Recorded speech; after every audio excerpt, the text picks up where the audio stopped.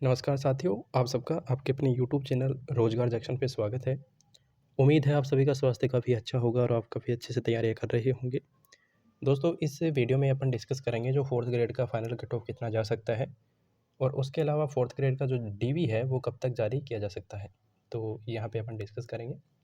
इसके अलावा जो आरपीएससी है उसके अंदर 24,000 वैकेंसी जो है वो अभी वैकेंट है। तो क्या वो इस वैकेंसी के अंदर ऐड हो सकती हैं? इसके अलावा काफ़ी जो लोग हैं उनका एक और क्वेरी है कि ये एक ऐसी भर्ती है जिसमें 80% जो कैंडिडेट हैं जनरल पोस्ट के, वो यही सोचते हैं कि हम एक बार 12-6 महीने ये जो जॉब है वो करके और फिर दूसरी जॉब में लग जाएंगे। तो वो एक इसको एक बेस मान के फिर दूसरी जॉब की तैयारी कर रहे हैं। तो उनके द्वारा जब दूसरी जॉब के अंदर लग जाने के बाद में जो वैकेंट होती हैं पोस्ट, तो उसको क्या इसी भर्ती के द्वारा फिलअप किया जाएगा या फिर उसके लिए कुछ अलग से प्रोसेस है, उसके बारे में यहाँ पे अपन डिस्कस करेंगे। तो सबसे पहले अपन ये जान लेते हैं कि इसका डीवी कब तक हो सकता है। तो दोस्तों, इसके डीवी के लिए इन्होंने जो आलोक राज जी हैं अध्यक्ष, इन्होंने अभी रिसेंटली एक ट्वीट किया था कि जो 3rd ग्रेड की भर्ती है, वो 3rd ग्रेड की भर्ती के बाद में इसकी जो नियुक्ति हो जाएगी, उस नियुक्ति के बाद में हम इसका डीवी करवाएंगे। लेकिन ये प्रोसेस काफ़ी लंबा हो जाएगा क्योंकि अभी तो 3rd ग्रेड का एग्ज़ाम हुआ है, अभी प्राइमरी आंसर की आएगी, उसके बाद में फाइनल आंसर की आएगी, फिर रिजल्ट आएगा प्री डीवी का, फिर फाइनल जो रिजल्ट आएगा और उसके बाद में काउंसलिंग होगी और उसके बाद में जॉइनिंग होगी। तो ये काफ़ी लंबा प्रोसेस है। तो ये तो पॉसिबल लग नहीं रहा कि पहले 3rd ग्रेड का रिजल्ट आने के बाद में ये इनका डीवी करवाएंगे। इसका जो डीवी है वो आपका मार्च या अप्रैल के अंदर डीवी स्टार्ट हो जाएंगे और फरवरी के अंदर इसका जो है 2 गुना का लिस्ट आ जाएगा। अब कुछ लोग कहेंगे कि 2 गुना का लिस्ट तो आ चुका है। अभी देखिए कट ऑफ जारी किया गया है, लिस्ट नहीं आया है। जो कैंडिडेट एकदम से बॉर्डर के ऊपर है, जैसे कि कट ऑफ गया है किसी कैटेगरी के अंदर 0.0033, तो जिन कैंडिडेट के ये मार्क्स बन रहे हैं उनका डीवी होगा भी, और जिन कैंडिडेट के ये मार्क्स बन रहे हैं, कुछ कैंडिडेट ऐसे भी होंगे जिनका डीवी के अंदर नंबर नहीं आएगा। ऐसा क्यों? क्योंकि डीवी के अंदर 2 गुना या फिर जो कुछ हॉरिजॉन्टल कैटेगरी है तो उसके अंदर 5 से 10 गुना कैंडिडेट को लिया जाएगा, तो वहाँ पे कैंडिडेट को गुना लिया जाएगा। तो जो मार्क्स हैं उस मार्क्स के अलावा एज भी आपकी मैटर करती है। जिस कैंडिडेट की एज ज़्यादा होगी और वो 2 गुना के अंदर आएगा, उसी कैंडिडेट का जो है वो डीवी के लिए कॉल होगा। तो ऐसे कुछ ही कैंडिडेट होंगे, लेकिन वैकेंसी बहुत बड़ी है, तो कैंडिडेट की संख्या भी ऐसे 1500 के आसपास तो होगी। तो अभी वो जो लिस्ट है वो अभी आपके फरवरी या मार्च में जारी हो जाएगी। तो यहाँ पे अपन डिस्कस करेंगे कि इसकी कट ऑफ के बारे में कि कट ऑफ क्या जा सकता है। तो देखिए, अभी रिसेंटली इनका वापस से कि जनवरी के अंदर ये नोटिस जारी किया गया था। कुछ कैटेगरी हैं जिस पे वैकेंसी कम भी की गई हैं, जैसे कि ये हॉरिजॉन्टल रिजर्वेशन वाली कैटेगरी है। इसमें आरपीएससी के अंदर इनकी वैकेंसी पहले 5 वैकेंसी थी बीएलवी कैटेगरी की, जो कि कम कर दी गई है, और 5 वैकेंसी इनकी भी थी जो कि कम कर दी गई है। बाकी जो सामान्य पद हैं वो सेम रखे गए हैं। 35 पहले पोस्ट थी और ये इतनी ही अब है। इसके अलावा ये यहाँ पे प्रशासनिक सुधार विभाग है, इसमें भी जो पोस्ट है वो यहाँ पे, जैसे कि सामान्य के अगर अपन बात करें तो 12,773 है, और इसके अलावा जो आपकी सामान्य महिला है उनकी जो है वो 3825 है। जो सामान्य विधवा है उनकी 1144 पोस्ट है, और जो तलाकशुदा हैं उनकी 273 पोस्ट है। ऐसे ही आपकी अनुसूचित जाति की यहाँ पे पोस्ट दी गई है, अनुसूचित जनजाति की दी गई है, ओबीसी, एमबीसी और ईडब्ल्यूएस की यहाँ पे पोस्टें आपको दी गई हैं। जो आपके पास नोटिफिकेशन अगर नहीं है तो ये हमारे टेलीग्राम ग्रुप पे आपको मिल जाएगा। ये जो आपका हॉरिजॉन्टल रिजर्वेशन यहाँ पे दिया गया है, जो कि पीएलवी कैटेगरी के अंदर 494 पोस्ट हैं टोटल। जो मुख्य बाधिर होते हैं एचआई कैटेगरी, वो 457 पोस्ट है, और जो लोकोमोटिव डिसेबिलिटी होती है 552 पोस्ट इनकी है। और ऐसे ही IDMI, SLD और ऑटिज़म कैटेगरी की 426 पोस्ट हैं। एक्स सर्विसमैन की काफ़ी पोस्ट हैं और एक्स सर्विसमैन की जो कट ऑफ 2 गुना की है वही फाइनल कट ऑफ जाएगी, क्योंकि इसमें एक्स सर्विसमैन में जो रूल होता है कि एक बार अपन ज्वाइन कर लेते हैं तो फिर वो एक्स सर्विसमैन का कोटा ख़त्म हो जाता है। तो ऐसे जो भी कैंडिडेट हैं, तो बहुत कम कैंडिडेट इसको ज्वाइन करेंगे, तो 2 गुना की जो कट ऑफ है वही इसकी एक्स सर्विसमैन की फाइनल कट ऑफ जाएगी। 2 गुना तो मतलब इनको 5 गुना कैंडिडेट इनको मिले ही नहीं है। अब यहाँ पे अपन बात करेंगे इस कैटेगरी की।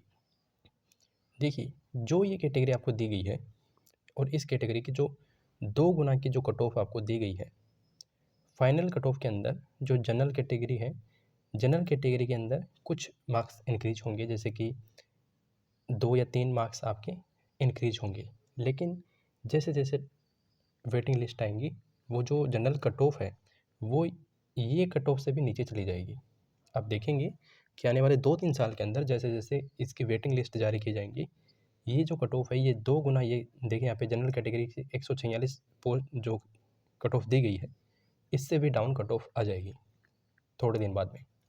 क्योंकि ये एक ऐसी वैकेंसी है जिसके अंदर मतलब जो कैंडिडेट यहाँ पे अभी जिनका 2 गुना के अंदर हुआ है वो ऑलरेडी कहीं ना कहीं सिलेक्टेड है, जैसे कि कांस्टेबल में या फिर वीडियो पटवारी के अंदर, या फिर वो कैंडिडेट हैं जो कि चोरी छुपे ये जॉब करने की सोच रहे हैं।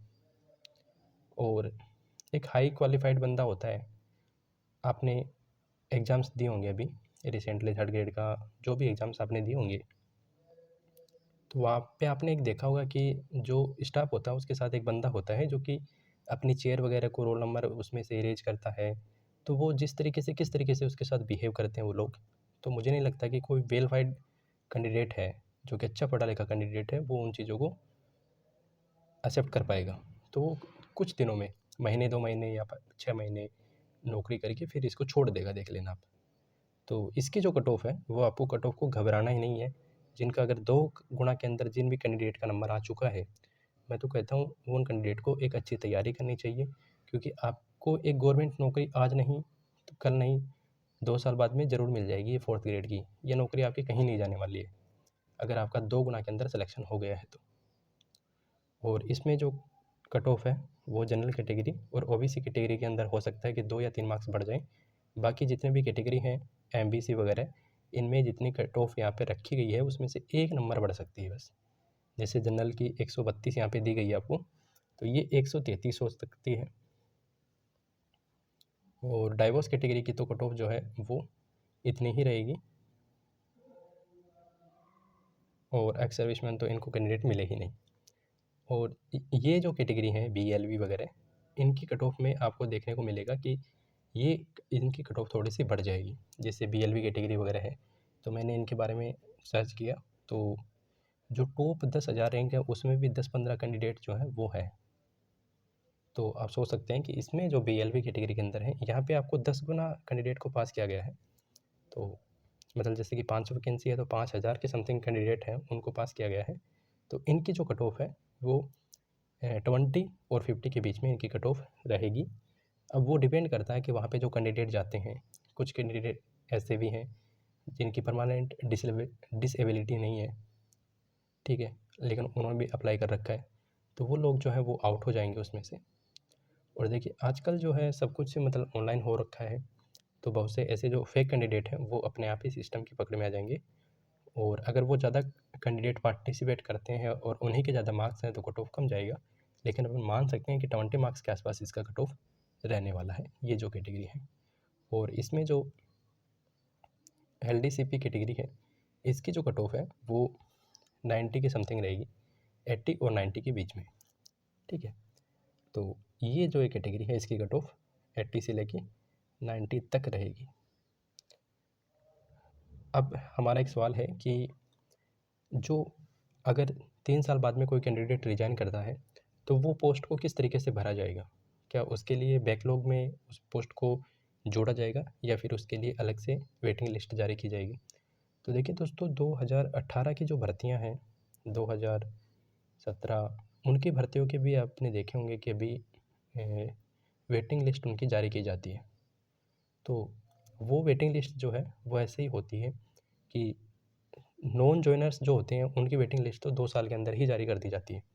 लेकिन 2018-2019 की जो पोस्टें होती हैं, होता है कि उनमें या तो वो पोस्ट जो है वो मतलब जो भी भर्ती आपकी निकलती है, अगर उसमें प्रमोशन के थ्रू अगर कोई भी पोस्ट खाली होती है तो वो एक नए रिक्रूटमेंट के थ्रू होती है। और कुछ पोस्ट ऐसी होती हैं जैसे टीचर की पोस्ट है तो उसमें बार-बार रिक्रूटमेंट होता है, तो उन पोस्ट को तो नई वैकेंसी के थ्रू भर लिया जाता है। लेकिन ये ऐसी पोस्ट हैं जिसको जो है आपको इसी भर्ती के थ्रू भरा जाएगा अगले 4-5 साल तक, और उसके बाद में हो सकता है कि आपकी जो नई वैकेंसी आ सकती है। अभी इसके अलावा 24,000 जो आपकी पोस्ट है वो वैकेंट है, तो ये 24,000 पोस्ट भी अगर इसमें ऐड हो सकती हैं, क्योंकि 2 गुना तक पोस्ट ऐड हो सकती हैं, और डीवी होने के बाद में भी ये ऐड हो सकती हैं। फिर जो कैंडिडेट होंगे उनका वापस से डीवी के लिए शॉर्ट लिस्ट किया जा सकता है। तो मैं तो यही कहूँगा कि जितने भी कैंडिडेट हैं और जिनका इस लिस्ट में नंबर आ रखा है, तो वो बगैर फ़िक्र किए और एक अच्छी जॉब की तैयारी कर सकते हैं, क्योंकि ये वैकेंसी ये मान के चलिए कि आपके हाथ से निकलने वाले नहीं है। इस वैकेंसी में आज नहीं तो 1 साल नहीं 2 साल बाद में आपका ज़रूर से आपको कॉल कर लिया जाएगा। और ये जो है यहाँ पे जिन भी कैंडिडेट के 1 या 2 नंबर ऊपर हैं, वो भी ये मान सकते हैं कि उनका सिलेक्शन आराम से यहाँ पे हो जाएगा। क्योंकि कई तो ऐसे कैंडिडेट हैं जिनका मतलब सेंट्रल गवर्नमेंट में नौकरी कर रहे हैं, और वो लोग उनकी 50 और 60 हज़ार के समथिंग सैलरी है। उन लोगों ने, मेरे साथ का एक लड़का है जो मेरे साथ जॉब करता है, और उसकी 25,000 से कम में रैंक है, ओबीसी कैटेगरी का बंदा है। उसने पहले अपनी जॉब से मायूस होके और बोला था कि मैं जॉइन कर लूँगा, लेकिन अब वो जब उसको पता चल रहा है कि इसमें तो शुरू के अंदर 12-13 हज़ार रुपये मिलेंगे 2 साल तक, तो वो जो है इसका डीवी ही नहीं करवाने की बता रहा है कि मैं इसका डीवी नहीं कराऊँगा। तो ऐसे भी बहुत सारे कैंडिडेट हैं जो कि जो जोश में फॉर्म तो भर दिया और अच्छी रैंक भी लेके आ गए, लेकिन वो ना तो डीवी करवाएंगे और ना इसको ज्वाइन करेंगे। तो आपको घबराने की कोई भी आवश्यकता नहीं है। जय हिंद, जय भारत, वंदे मातरम।